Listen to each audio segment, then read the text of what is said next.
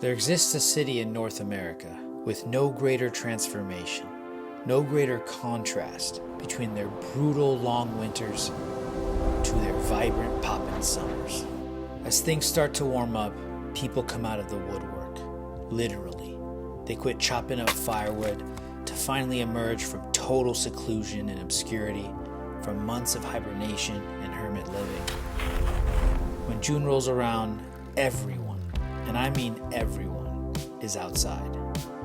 In the summer, Montreal goes off. The amount of festivals, outdoor activities, and events is insane. They have over 100 festivals here every year. I've never seen a city more alive in the summertime than here in Montreal. And that obviously draws a lot of people to Montreal during the summer months, welcoming close to 4 million visitors in the summer alone. I'm talking sprightly, happy-go-lucky, exuberant crowds. What can I say? They make it easy for people to enjoy. So let's get into what sort of things contribute to making the lifestyle so good here in the summer. Car-free pedestrianized streets, pop-up patios and terraces, prime people-watching spots I might add, 2-hour happy hours, lots of parks and open spaces, tons of comfortable seating provided gratis by the city. Yeah, bud. People are lounging, taking their lunch break in parks, exercising a lot, biking everywhere, running, playing tennis, soccer, staying super active with any kind of sport. This place is truly a vibe.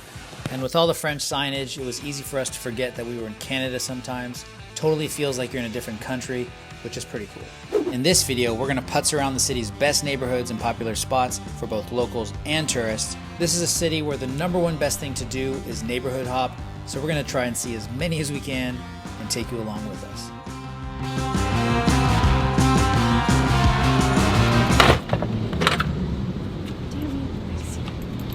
We've made it to the International Jazz Fest here in Montreal. This is basically an event that goes on for 10 days, and it is just non-stop jazz every single day, all throughout the day. They have so many different performers coming here and performing live.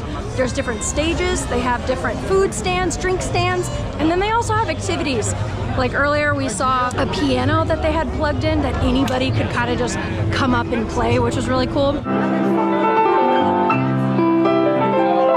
We saw people dancing hip hop.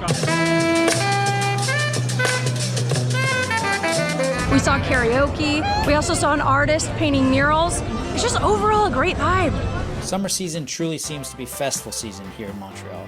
You've got Jazz Fest, Poutine Fest, Mural Festival, music festivals and concerts, lots of sporting events, from Formula 1 to the Montreal National Bank Open tennis tournament, lots of street performers, circus performers.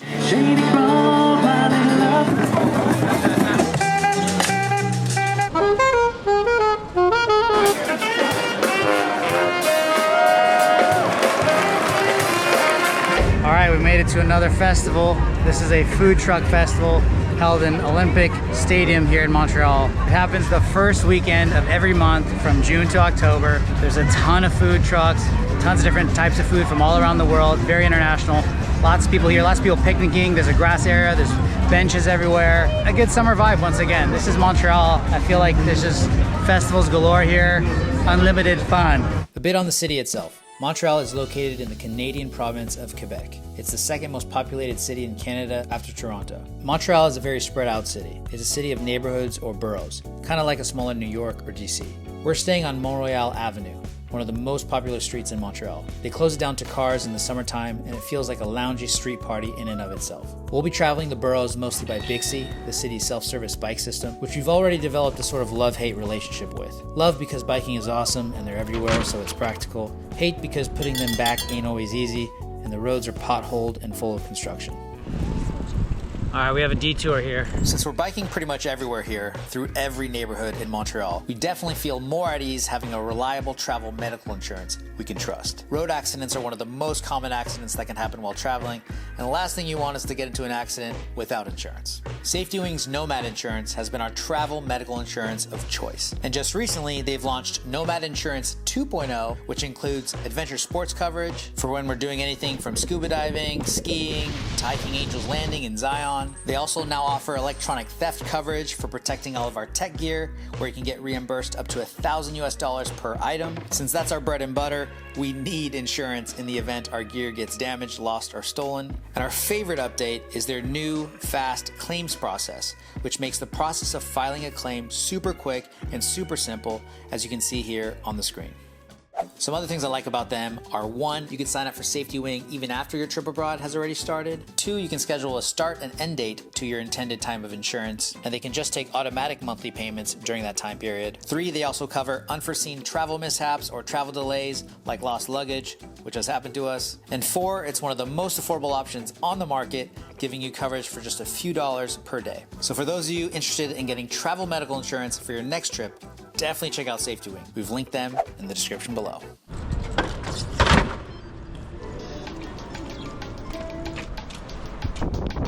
All right, we're taking the metro now. Gonna head to the Poutine Fest that is at the old port down by the water.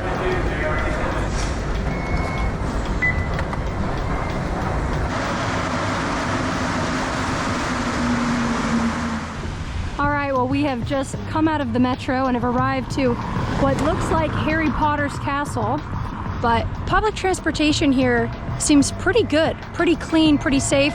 The maps down in the metro are really easy to understand, which is really nice always as a foreigner. It was $3.75 for us to go one way. Based on what I saw on the wall too, there are 68 stations and 4 different lines you can take, and then a variety of different tickets if you want just like a one-way, there and back, a weekend pass. Yeah, I feel like this city has definitely thought about how can we make it easy and accessible for everybody to get around. Because even Bixby, they have a month pass. We didn't go with it. We should have, because it was only like, I think, 20 or 30 bucks for the month. All right, we've made it to Old Port. This place feels like a theme park. We got a zip liner up there. We got a Ferris wheel right in front of us on the water. Tons of people on boats. And over here on our right, we just walked through it. There's tons of little shops, clothing shops, little trinket shops, maple syrup shop, food and drinks. It feels almost like a fair here. All right, we are entering the Poutine Fest. We got Asian style poutine. We got barbecue style poutine. Le Café Hollywood poutine. Greg's Diner poutine. I'm hungry, dude. I want some poutine. All right, we are trying Quebec's most iconic dish. This is basically French fries, cheese curds, gravy, and this one is a little bit of an Asian twist. We have General Tao's fried chicken on top. I'm digging in.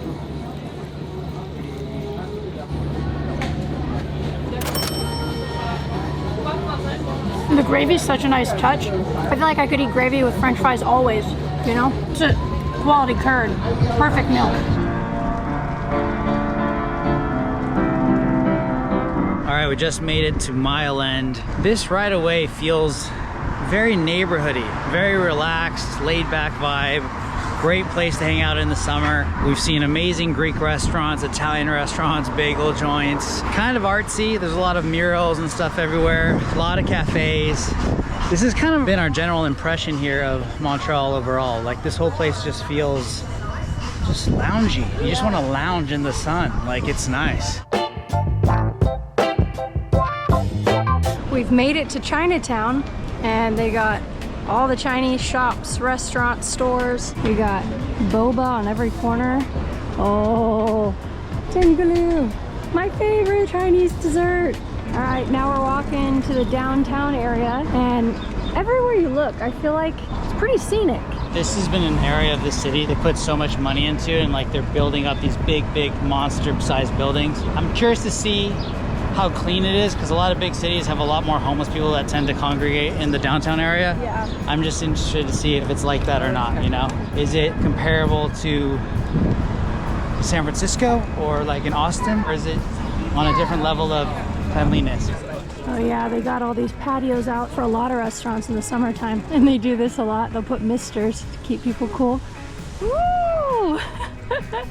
Got me pretty wet. Oh, camera too. Look at this. This is a Sunday though. Still on the weekdays, it's still popping out. Like, people are really using their time out. But overall, the city's architecture seems to be an eclectic melange. Having been colonized by the French and the British, you've got a nice mix of modern design, Art Deco, 18th century Gothic facades, clearly lots of European charm. We especially enjoyed the twisty outdoor Montreal staircases, which we gotta wonder what those are like walking up in the winter. We've made it to the Port of Montreal, and we have a direct view to the island over there. We were told that on Sundays they play electronic music there. Yeah. You can go get your little dubstep on. And right in front of us is the Bonjour sign, and you have the most beautiful view, skyline view of Montreal. People say at this time you are shooting directly against the sun. I would wait till sunset around 8:30 or come here probably in the morning is when it's probably best. Yeah. Wow. Just pulled up on the bikes to La Fontaine Park. That is the best French accent I can give at the moment. But oh my god, this place is so cute. So many people out picnicking. You got this guy riding dirty. Bonjour. All right, we're back where we started on Bixies. We just finished walking through Little Burgundy and Saint-Henri. We took the Lachine Canal all the way along. It's such a beautiful thing to do, like on a beautiful day, sunny day, going along the canal on your bike. There's like people running, jogging, like walking their dog. It's definitely another really cool place to chill. But I will say, these two neighborhoods were a bit interesting for me. Like they were definitely more edgy, more graffiti, more homeless people, more of a mixed crowd. There were some good restaurants and cafes as always. We had probably one of the best pitas I've ever had in my life. At a place called Sumac. Fire. But now we're gonna head back, probably the same way we came, back along the canal just because it's so nice. We got that one hill that we gotta still make up to get back to the plateau. We're gonna do it on the faithful good old Bixies. All right, we just finished biking around 3 new neighborhoods, Little Italy, Petite Patrie, and Villeray. Yeah, it's been really cool just like renting Bixies and going around the city and checking new places out. We got to see Jean Talon Market, and we got to check out 2 really cool pedestrianized streets. Is that a word? 2 streets that they basically pedestrianized because they block it off to cars, and they've been doing this in a lot of neighborhoods now during the summer. It always kind of, to me, feels like an event. Like there are just so many people walking the street. Yeah. But it's like, it's not an event, it's just summertime, and everybody's outside because it's Montreal and people really appreciate the summer here. One of them was called Saint-Hubert Street, or Rue Saint-Hubert, and then there was also like a plaza there with a lot of shopping and a big Spanish-speaking community. We were walking by a lot of people speaking Spanish, a lot of Latin, Peruvian restaurants, Guatemalan restaurants, and things like that. Give me that rue. Rue. De Rue Saint-Hubert. And let me get into the food. Montreal is a foodie paradise. It's definitely one of the top foodie cities we've been to. There are gourmet food trucks and food stands everywhere. You can't leave without trying the many local staples and longtime Quebec classics like smoked meat at Wolenski's, Montreal bagels at Saint Viateur or Fairmount, and of course, poutine at dozens of great places around the city. It's a very multicultural city with people from all over the world. So many people have been moving here in recent decades hoping for a better life, many of whom are from other French-speaking nations.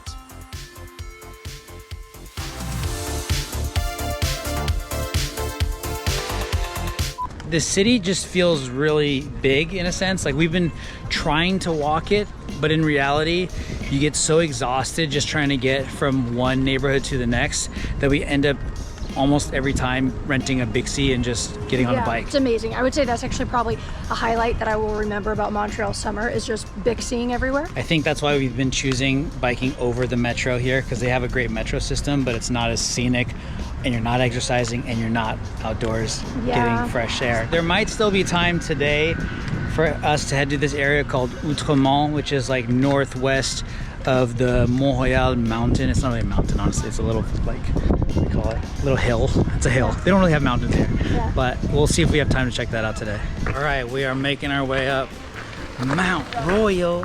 We started on Avenue Mont Royal, or Mont Royal, which leads up to the base of this little mountain slash hill, and it only takes, I think, 30 minutes to get from the base to the top. But supposedly there's a really nice view of the skyline of the city at the very top, so we're looking forward to that. It's a nice little stroll on a Sunday. It's busy out. I mean, when it's nice out here, everyone's out. All right, we made it to the viewpoint, and there's nobody here but us.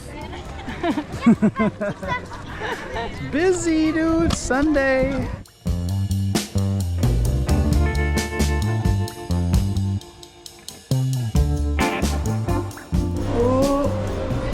We're here at Blue Boy. Just sat down and got some frozen sorbet. Nathan got the chocolate cherry, and I went with the watermelon strawberry mango. These did look more beautiful a second ago, but damn, we got a little too excited.